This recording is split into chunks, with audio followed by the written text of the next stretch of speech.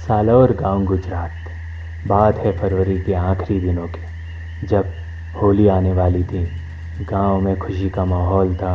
कोई नहीं जानता था कि ये होली उनकी खुशियों में ग्रहण बन जाएगी। होली को अब 4 दिन ही बचे थे। अचानक गांव में लोग अजीब अजीब हरकतें करने लगे। रात रात में लोग चीखने लगे। अभी होली में 4 दिन का समय था तो गांव के बड़े बुजुर्गों ने पंचायत बुलाई और रात में लोगों के चीखने का कारण जानना चाहा।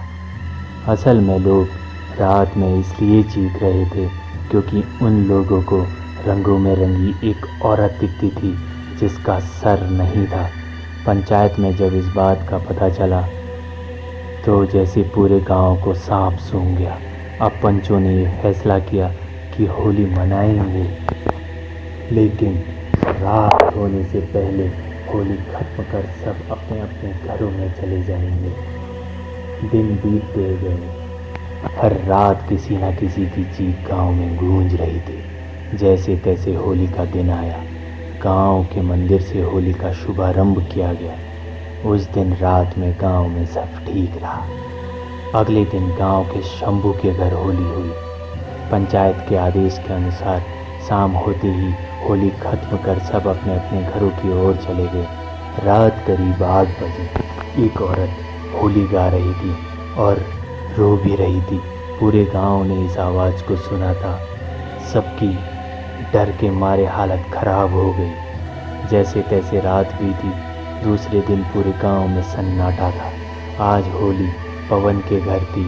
होली जैसे खुशियों के त्योहार में रंग फीके हो चले थे। किसी की समझ में नहीं आ रहा था कि क्या करें। दिन बीतता गया। पवन के घर होली चल रही थी। शाम करीब 6 बजे जब थोड़ा थोड़ा अंधेरा होने लगता है, अचानक होली के बीच में एक आदमी चीख पड़ा। सब घबरा गए। सब ने उससे पूछा क्या हुआ, तो उसने कहा यहाँ अभी एक बिना सर वाली औरत खड़ी थी। वह रंग में रंगी थी। यह सुनते ही पूरे गांव के लोग अपने अपने घरों की तरफ भागे।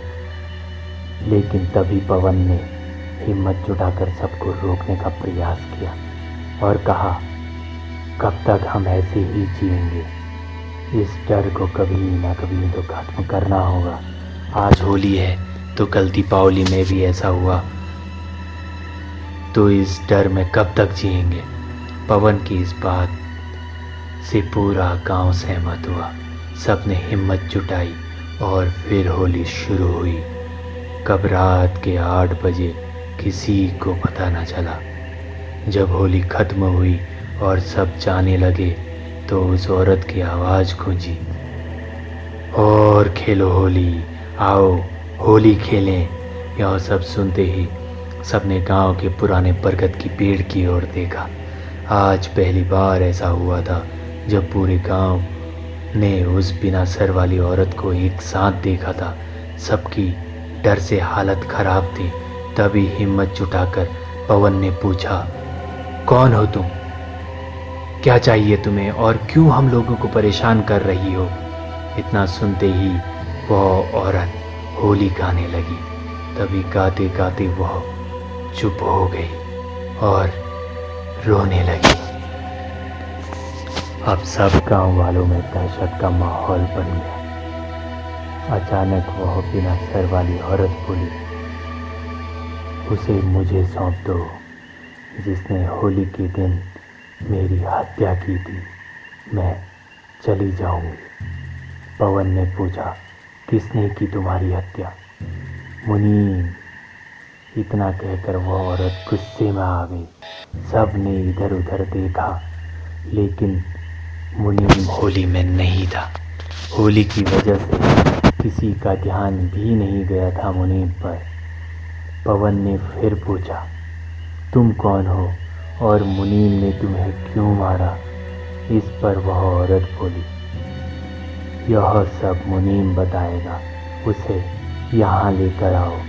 गांव के प्रधान और कुछ नौजवान मुनीम के घर गए, लेकिन वह वहाँ नहीं था। तो वो खाली हाथ लौटकर यह बात पवन को बताते हैं। पवन उस औरत को कहता है, हम सब मुनीम को यहाँ लेकर आएंगे, लेकिन तब तक तुम गांव के किसी इंसान या जानवर को कोई नुकसान नहीं पहुंचाओगी।